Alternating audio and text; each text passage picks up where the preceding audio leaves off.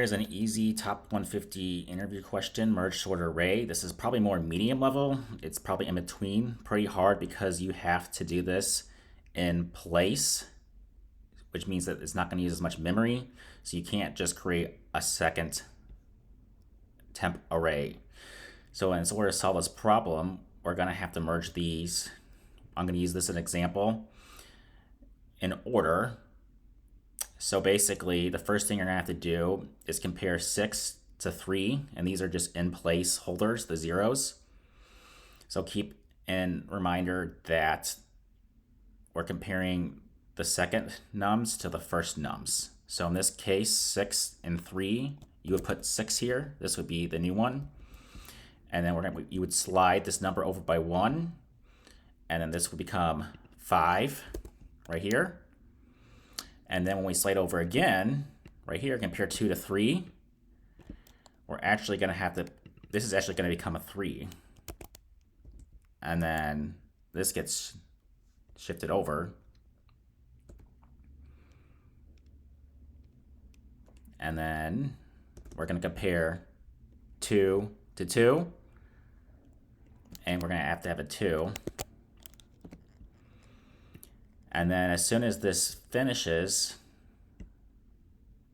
basically the rest is done. So as soon as we run out of numbers here, we've already solved it. So that's another important part.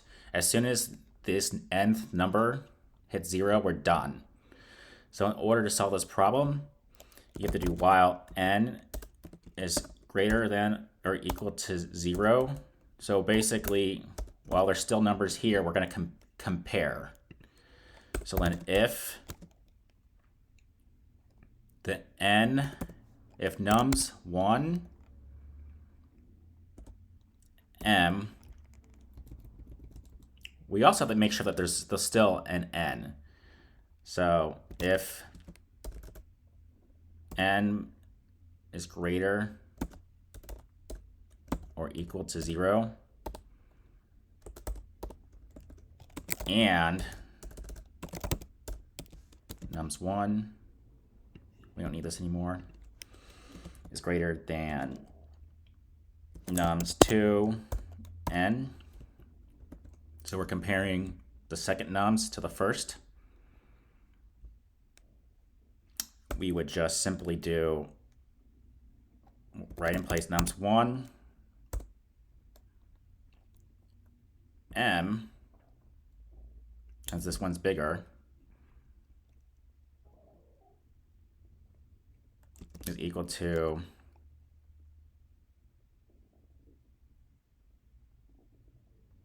or right.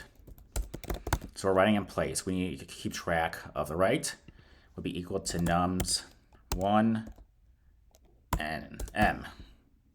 And then we need a new m number. So m is equal to m minus 1. It would get reduced by 1. So now we'd be checking the next number within nums. Else, so if num2 is bigger, then you would do nums 1 right would be equal to nums 2 n. But then we need a smaller number there.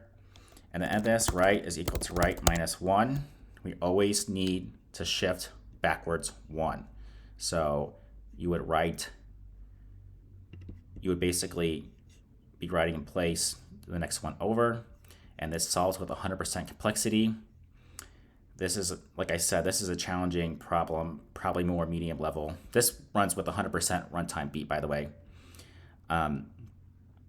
But the key is as soon as it runs out of numbers here, see the second goes here. So as soon as it runs out, the algorithm stops because these are the two smallest numbers. So that's kind of the key of this part. This is the most confusing part.